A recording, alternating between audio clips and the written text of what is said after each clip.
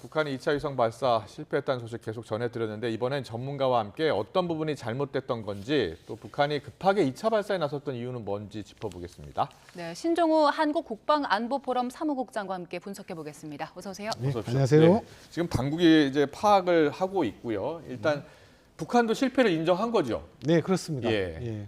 어떻게 그리고 어디서 실패한 것 같습니까? 북한의 오늘 발표에 따르면 예. 3단 부분에 있는 그러니까 우리가 쉽게 얘기하면 뭐 예. 자폭 장치, 자폭 장치. 자폭 장치의 오류로 인해서 이번에 실패를 했다고 주장을 했었고요. 그게 네. 비상폭발 체계. 예, 그렇습니다. 그리고 나머지 단분리라든지 엔진은 전혀 이상이 없다고 아. 이렇게 주장을 했습니다. 이게 지금 북한의 발표고요. 우리 그렇습니다. 당국은 어떻게 파악하고 있나요?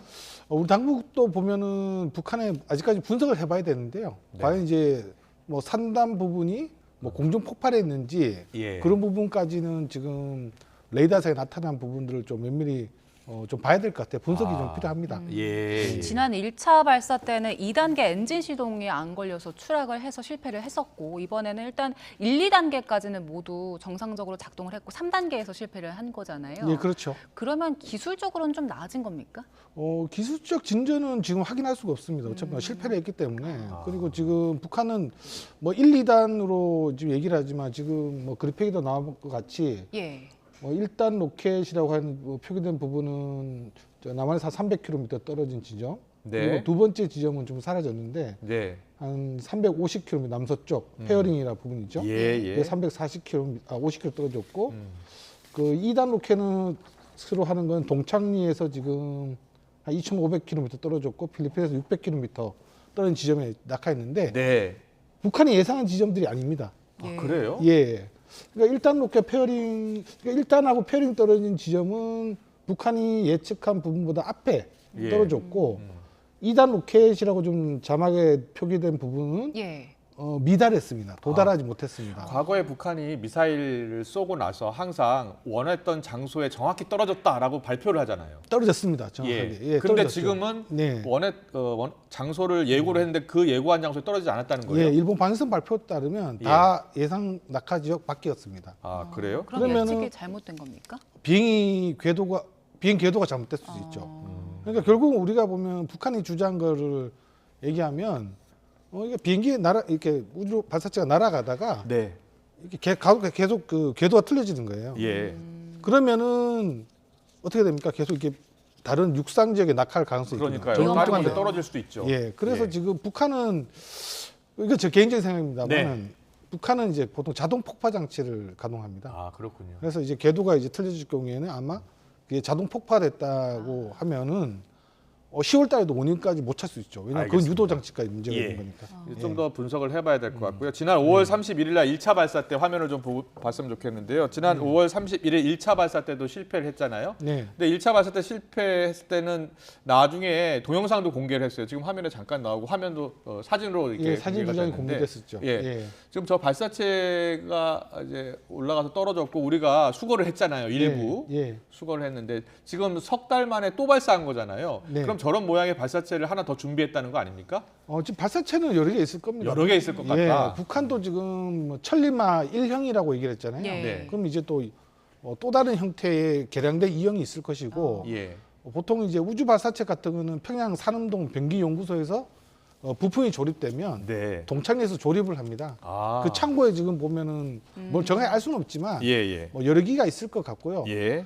그리고 위성이라는 게 보면 한 기 가지고는 감시 정찰을 할 수가 없죠. 예. 아. 위성이라는 그 지구 공전 기가 그렇겠네요. 있으니까 그 북한은 지금 그리고 또 말씀드릴 건 천리마 1형 같은 경우는 300kg짜리 소형 위성을 쏘기에 너무 커요. 아. 그러니까 북한은 아마 지금 발사체 일부 우리가 수거한 거 네, 보여드리고 그렇습니다. 있는데요. 예, 2단부죠. 예. 수강 부분이. 너무 크다는 말씀이시죠? 지금 그렇죠, 이제- 300kg짜리 위성 쏘기에는 그렇죠. 뭐 충분히 큰 사이즈인데 아마 북한이 나중에 이번에 성공하고 나면 네. 저 소형 위성을 그 발사체에 여러 개를 좀 올려서 동시에 올려 그런 시도를 할 가능성도 있습니다. 그렇군요. 예. 북한이 좀 서두르는 것 같은 느낌이 듭니다. 그 지난 1차 발사 이후 지금 85일 정도 지났고 또 10월에 쏜다고 하면 그것도 2달 정도가 되는데 왜 이렇게 서두르는 겁니까? 뭐 일단 실패를 하자마자 2시간 반 만에 날짜를 지정해서 쏜다는 건 좀 비성장적이죠. 예. 좀 맞지는 않는데 지나간 북한은 이제 뭐 21년 이제 1월달에 8차 당대 때 보면은 네. 뭐 여러 가지 무기를 앞으로 개발하겠다고 주장을 했어요. 예. 보면 극초음속 미사일도 있고 뭐 무인기도 있고 네. 뭐 새로운 신형 ICBM까지 있는데 이건 어느 정도 가시화가 좀 돼 가고 있어요. 그렇군요. 근데 하지만 예. 정찰 위성은 지금 첫 걸음도 못 뗀 상태거든요. 예. 예.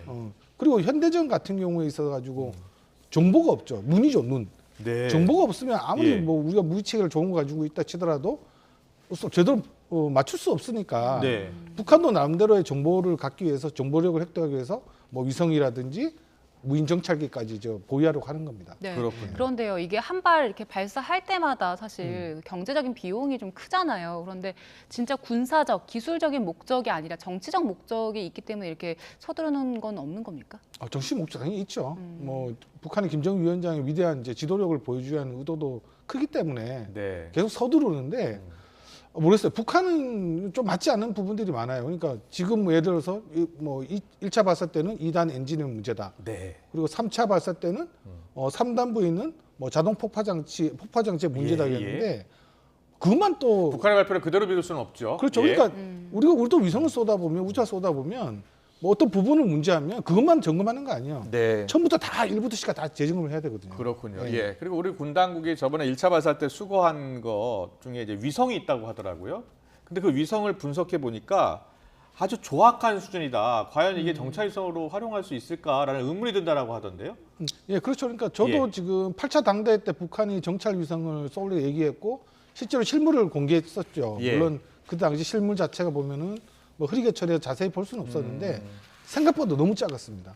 아, 저 만리경 1호라고. 예, 만리경 1호. 예, 예, 예. 예. 뭐 만리까지 쳐다본다. 만리경. 예, 만리경 1호라고 하는데 너무 이제 작죠. 300kg짜리면 초성주 아주 작은 사이즈인데 예. 중요한 부분들은 부품들은 보면 우리가 뭐 사안테나라고 하는 게 있어요. 네. 이건 전자광 안테나라고 하는 건데 아, 우산 같은 파라솔 안테나 같은 것들이 예. 잠깐 보여드렸는데 예, 예. 화면 예, 그래픽으로요. 지나가는데요. 예. 우리나라의 이제 425 위성 같은 경우는 네. 이제 예, 그렇죠. 예. 뭐 있는데 좀 작은 사이즈고 300kg, 예. 높이 1.2m. 예, 상당히 작고 사람 한 반신 정도 되는 크기였고 아, 그 위에 뭐 적외선 되는지 그건 알 수는 없는데 네. 어찌됐든 간에 북한의 8차 당대 때 주장한 거에 비해서는 자, 아주 작은 사이즈다. 네. 예. 신영 소장, 네. 제가 궁금한 게 네. 그동안 북한이 저 ICBM하고 같은 기술을 쓴다고 하잖아요, 보통 위성 발사체와. 근데 지금 ICBM 화성 18형, 17형 다 성공을 했는데 왜 위성 발사체는 저렇게 성공하지 못하는 걸까요? 좀 운이 많이 들죠. 그러니까 지금 북한이 그동안 이제 ICBM을 개발하면서 화성 17, 뭐 화성 네. 14, 예. 15, 17까지 이제 예. 높은 고도에 쏘 올렸는데 물론 뭐 궤도에 올리는 정교한 과정이 좀 필요하긴 합니다. 아, 좀 더 어렵다는 거죠. 근데 아니야 이제 단분리까지도 제대로 안 되고 있는 예. 거잖아요. 예. 그래서 정말 근데 지금까지 보여준 북한의 우주 발사체와 지금 천리마일형 같은 경우는 디자인이 좀 많이 다릅니다. 디자인이 다르다. 예, 실제로- 디자인이 좀 다른 것 같아요. 지금 보는 예. 거는 ICBM은 지금 예, 화성 18 ICBM, 화성 18형. 저는 예. 다른 거고요. 다른 거고 화성 지금- 17형하고 보면 예, 저건 뭐 지금 뒤에 그림에 나오는 게 지금 예. 이건 화성 18이 고체 연료를 사용하는 아. ICBM이고요.